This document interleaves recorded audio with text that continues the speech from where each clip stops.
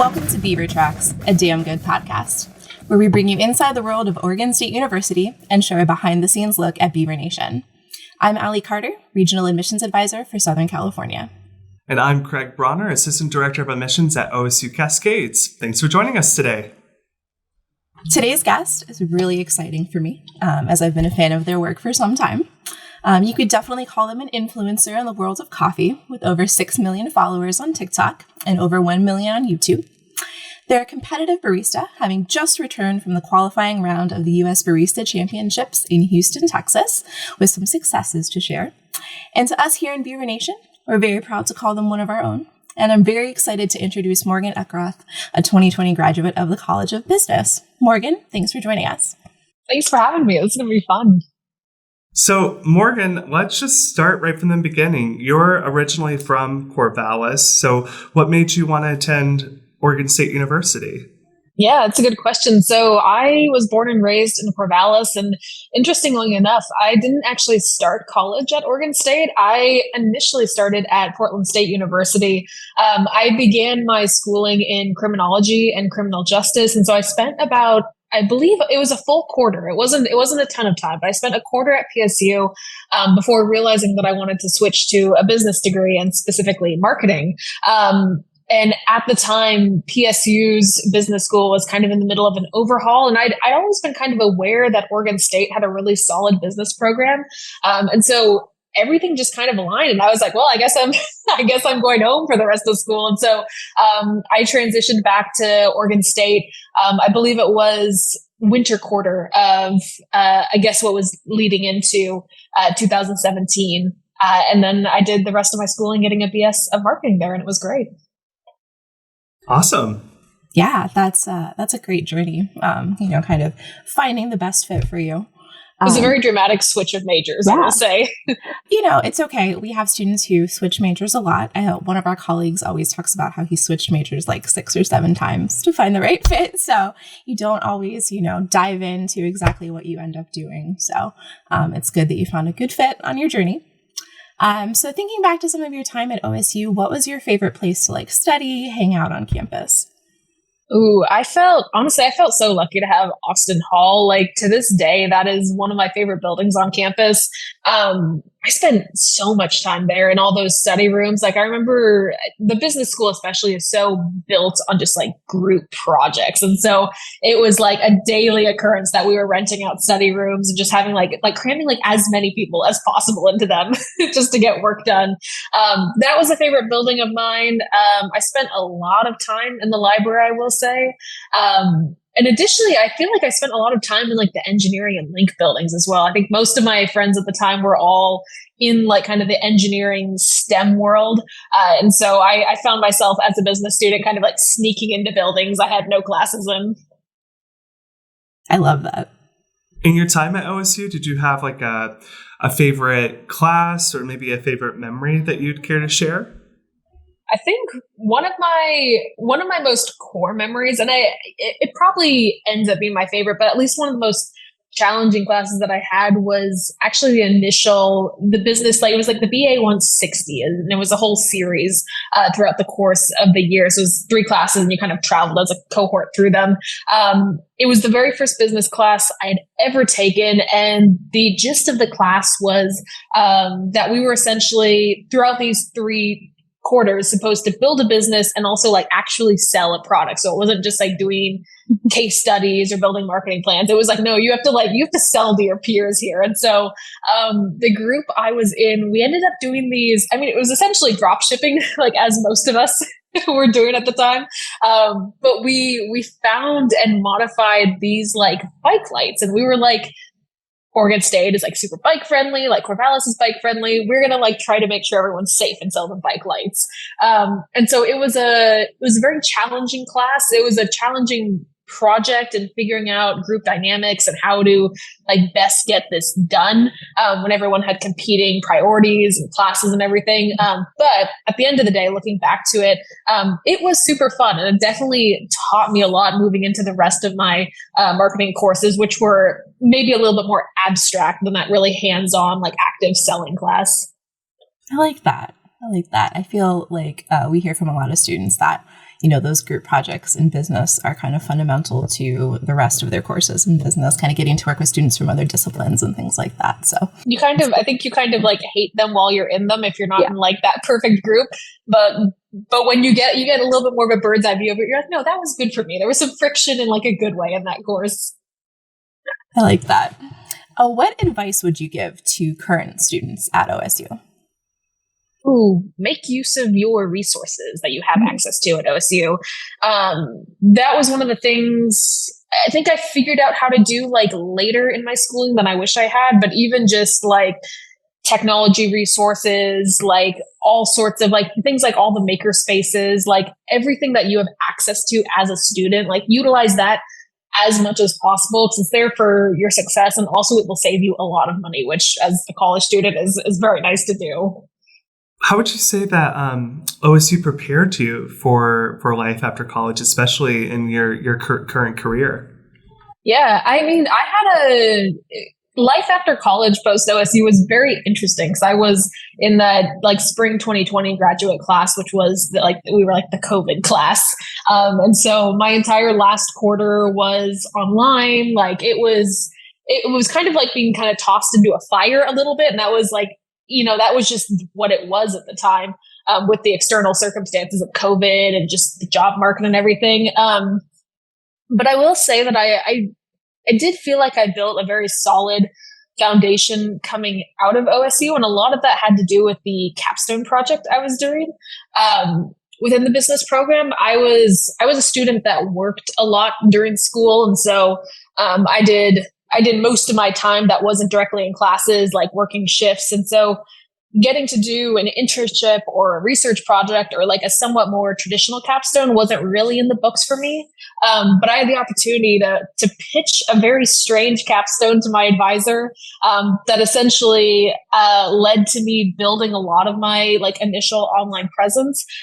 And that was being able to do that within my schooling and have it like trackable, set me up for a lot of success post college when I ended up basically going like freelance in the content creation, just because I'd already developed at least kind of a base of skills in a more safe, structured environment of school that I could then transition into like actual work once I left college. Could you talk more about that capstone project that you did? It's like my favorite college story is like that I got a yes on this. It's so interesting. Yes, I'd love for our listeners to know more about it.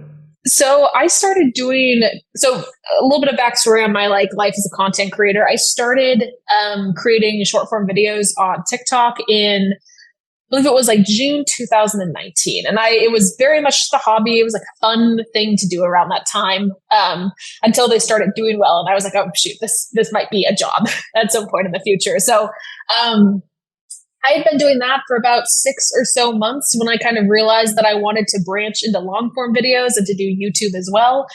And at that point, I had a decent like base of followers on TikTok. And I was like, okay, how can I like get people from this platform to this platform? Like, how can I like better understand video editing? Like all of these things.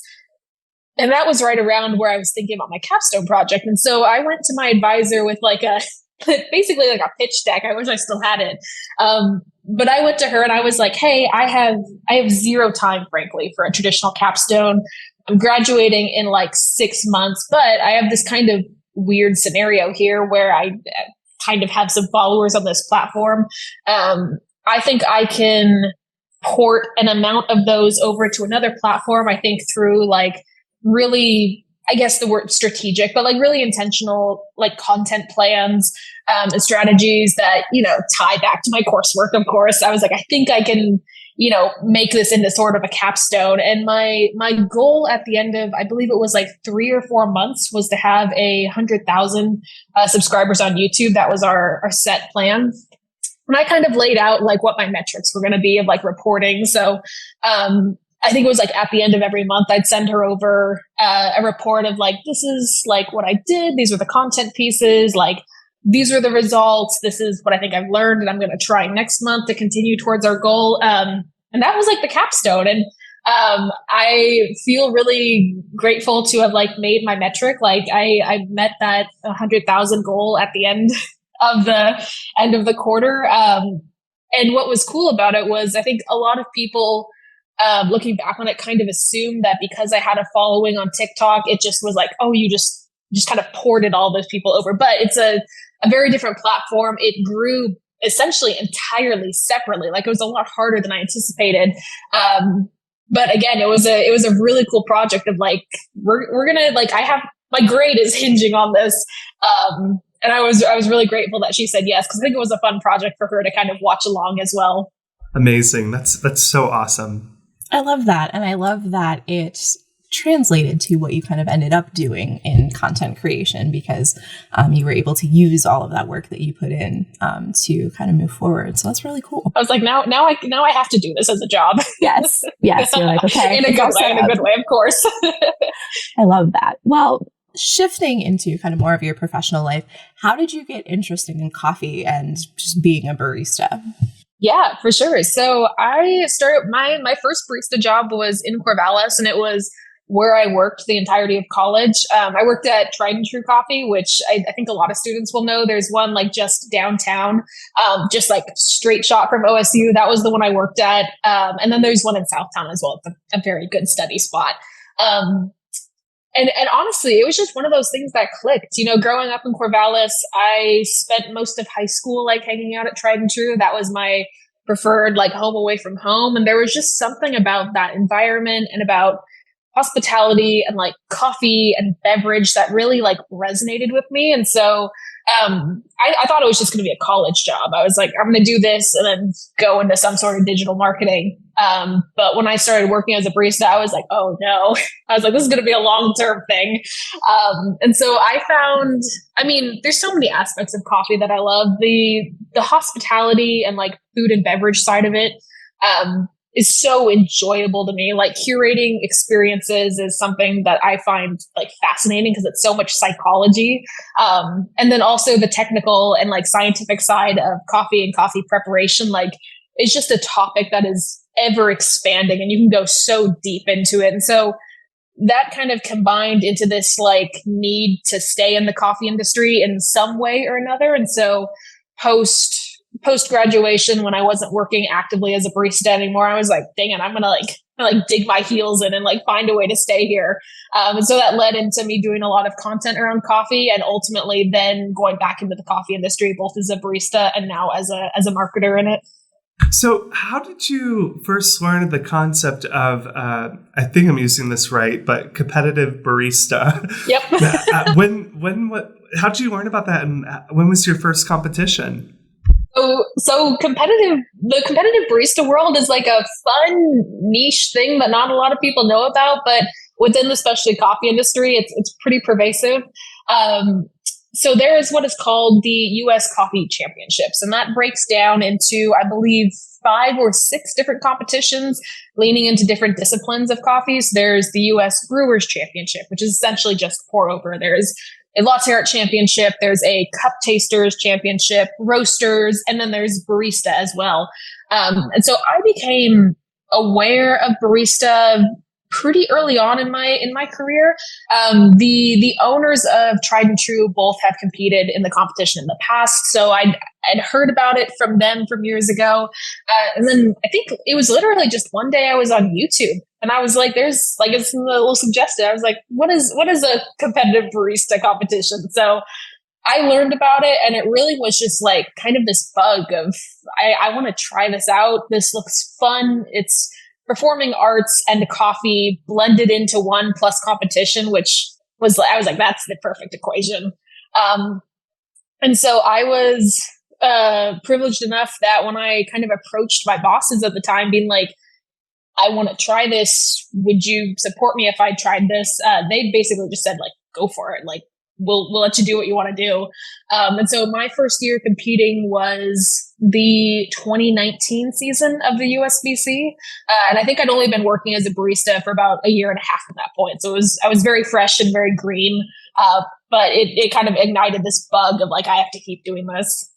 You've done fairly well with the competitions. Okay. always room for improvement, but You did very well. Yes. Thank you. Yes. We'll brag on you. Totally fine. So recently you were in Houston. So that was the qualifying round. Is that correct for the nationals this year? Okay. So can you tell us a little bit more about that? Like what goes into preparing for a competition like this and, kind of how Houston went for you? Yeah. So so there's a couple different rounds leading into the nationals for the USBC circuit. Essentially, there's what is called preliminaries, which are optional, but they're kind of for new people, it's a good first dipping your toes in with lower stakes. There is what is called the qualifiers, which is what just happened. That is usually anywhere between 45 and 60 baristas that have signed up. So it's open signups for the most part. And out of those 45 to 60, you get down to the 24 who are then going to compete at the national level. So qualifiers just happened. It's a slightly smaller competition in terms of routine size than the nationals. The qualifiers is just 2 courses. So you're only serving the judges an espresso course and a signature course. And it's a 10-minute routine rather than 10 minutes rather than 15. So it's slightly more truncated. It's just let's burn through all these baristas. Let's pick our top 24. And then if you're a national competitor, then you have to dive back in, get your 15-minute routine, get your milk course, get all of that sorted. And so it was super fun. I haven't competed in a qualifying level in a while just because there's this whole system of if you've won before, you get a bye into the next year's nationals. And so it had been a while. But it was a really, really great time. And I was lucky enough to walk away with the first place spot at it. So that was exciting. But it's also just kind of another layer of pressure and more fire to get ready for nationals. That's awesome. Ali, I'm just going to jump ahead with a couple other questions, if that's okay. But I kind of want to shift to the content creation aspect of your life and career. So you have over 6 million followers on TikTok. And what would you say goes into building that following? But I guess a second part of that question would also be maintaining that following. Yeah, it's a good question. I mean, I don't want to chalk it up to right place, right time, because that's not totally accurate. But I was, initially when I started on TikTok, I began in, again, June of 2019. So that was still the era when it was very embarrassing to be on TikTok. People would say I saw you on my For You page, and I was don't say that. I was be quiet, please whisper. But I narrowed in pretty quickly that I wanted to do coffee content. I narrowed in pretty quickly on the format of the content, which at that time was very much kind of satirical barista sketches. They had a little bit of a bite to them. They were very music heavy. I figured out my style of video very quickly. And once I figured out that, I kind of had this realization of I need to just go as hard on this as I can, because the way TikTok is and was even more so back then, is you're just getting fed this deluge of content. And the ability to stand out is hard. The ability to go viral is easy, but having a long lasting presence that's recognizable in that just stream of For You page was tricky. And so I narrowed in on all my videos are going to look the exact same. They're going to feel the exact same. The topic's going to be the exact same. And I just for lack of a better word, was I just went in on brand recognition as quickly as possible. I think that was super helpful. I think the fact that I have throughout my content, and it's definitely shifted, especially in the last year or two.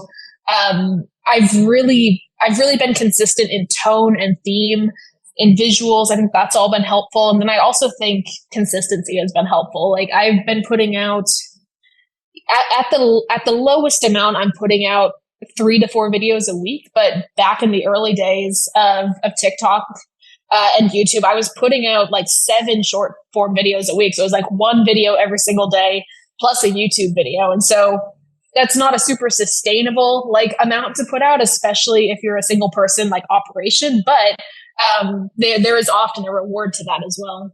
Well, I'm curious too from a content creation perspective. So for me at my job, right, it's pretty much 8 a.m. to 5 p.m. Monday through Friday.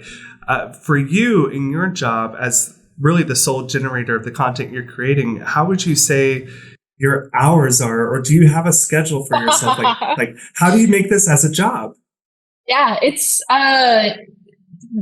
the simplest answer is you have to make it a job. I will say, as like a sidebar, I'm someone who really likes to work. I really do not like being bored, and I happen to really like my work. And so my hours are kind of all over the place, but I'm very conscious of that. But I would say, especially for people wanting to pursue this, or perhaps you're at the beginning of like your content creation career and you're diving into that world of like self-employment and freelance, like you need to structure it as close to a job as you can. So things like having like you said, having like a 9 a.m. start time, having like a 5 p.m. like log out, like those are super important, especially if your work is online. And if your enjoyment and your fun time is also online, there can very quickly be a blurring of those lines where all of a sudden you're not clocking out at 5, you're working like 12 to like 18 hours a day just because you don't know how to turn your brain off. I would also say building in a structure for yourself as quickly as possible as to what your goals in content creation are is really valuable. This is something I'm still working on and learning, but it's like the quicker I was able to map out what I wanted to do in content creation, be it different categories of content, be it merchandising or like larger product like projects or any of those things, as soon as I created like clarity around those, getting towards those tasks was a lot easier. When it was just kind of this amorphous thing of like, I'm just going to create content and throw it out into the world. It's a lot easier to get kind of sucked into the content machine. And I feel like that's where a large majority of creator burnout, creativity burnout, like all of those bad things that you hear about, that's when those start to creep in really quickly. So I'm going to nerd out here for a second. I've been a fan of yours for a long time. I started following back in 2020. Oh my gosh. Yes, so it's been a little while. But your barista videos where you're kind of showcasing what your life as a barista is like, what it's like for people to come into a coffee shop and just kind of create those moments and experiences, I think is really cool. And, I always notice in the comments that a bunch of other people are saying similar things. What I'm curious about is how you kind of create that vibe or that feeling in these videos where a lot of times, like, you don't even use a voiceover. You're not talking in them. Someone commented recently, like, this is the first time I've ever heard your voice. And they haven't gone on YouTube. I talk way too much over there. Yeah, but on TikTok, a lot of these videos, you don't use a voiceover. And so how do you kind of create that feeling of, being in a coffee shop without even talking about it? Yeah, it's a lot of, I think, gut feeling, for me personally. Like I can kind of break it down, but I think a lot of it is a kind of a consistency and almost like I try to shoot my videos differently than I see a lot of other videos in that realm being shot. Like I think when you think of like sketch videos or like those kind of like short, like 30-second story videos, oftentimes they're shot very casually, like it's just a back and forth, like someone's holding the phone, like it feels very active. And so I really intentionally early on was like, it's going to be stationary. Like I don't want the illusion of another person controlling the camera. I want this to feel like you are watching like two people interact. I think a really important component of the videos too is like facial expression. And so it's really funny seeing the footage I shoot for them, because it's all these lines are shot so many times, giving myself different options of like these just like micro expressions that will differentiate the two characters, because you all seen it. I'm wearing like the same outfit as like in both characters, but I need to find a way to make them feel like different people who are talking to each other. Another really important aspect is, of course, like kind of color grading. I'm like, what is the tone?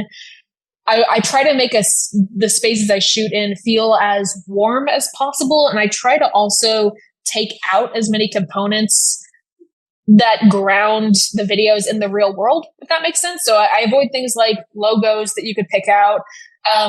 I'll avoid like topics that feel really current. Like I want this to feel kind of divorced from the content machine, and I want it to feel like its own little like world you've stepped into. Another thing too is music has been a super big thing throughout my content journey, and the music I've used has definitely shifted and I've narrowed in on it, but picking the proper music to encapsulate what you're trying to explain and what emotion you're trying to elicit out of the audience is so important. Like I've had, like, music will make or break one of my videos. And so I'm very, very particular about what I use, and I'll also reuse music a good amount, which is also just kind of a recognition thing. It's like, if you hear a certain song that I use a lot, I want you to think of one of my videos. I don't want you to just think of one of those songs. So I would say those are kind of the main things I've been able to pinpoint as to why those videos feel different. I recently, speaking of music that you choose, I love your Spotify playlist.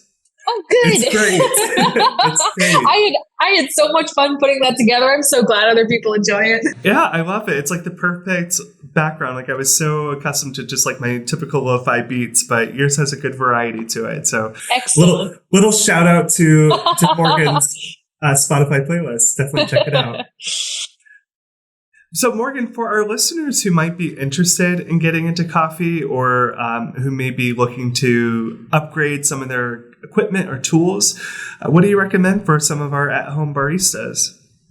Ooh, great question. I mean, I would, not to self-plug, I have done quite a few pieces of content, especially on YouTube. My YouTube is mostly centered around gear and coffee education more than it is like sketches and drinks. And so Morgan Drinks Coffee on YouTube is a great space. I will say there are also quite a few other creators that I think are very good starting places for like coffee education. Like nowadays, there's so much accessible info online, which is awesome. James Hoffman is like a fantastic resource online for coffee.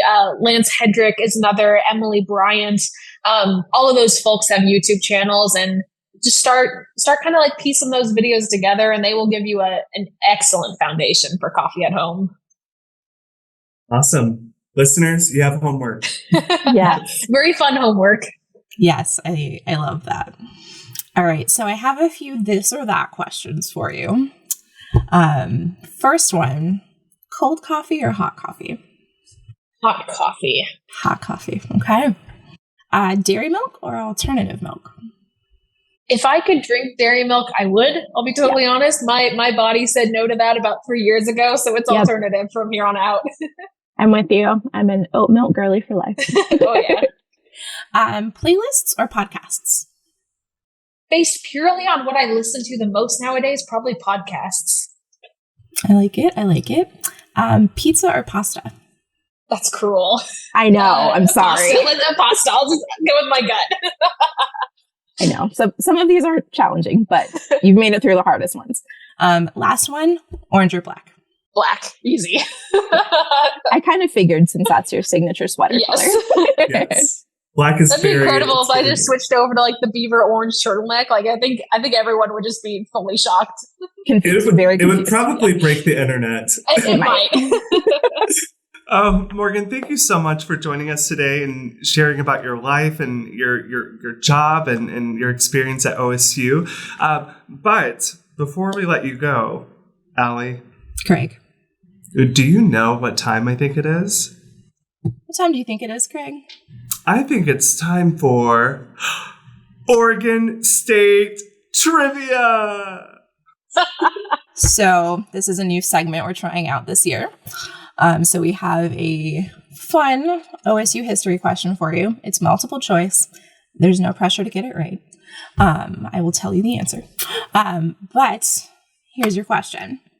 So Mercedes Bates is a 1936 graduate of Oregon State, and she went on to lead the world-famous kitchen of a baking brand. So I'm going to ask you which baking brand you think it was. Okay. You think it's A, Pillsbury, B, King Arthur, C, Betty Crocker, or D, Duncan Hines? Oh, that's hard. Mercedes Bates, you said was the name? Mm-hmm.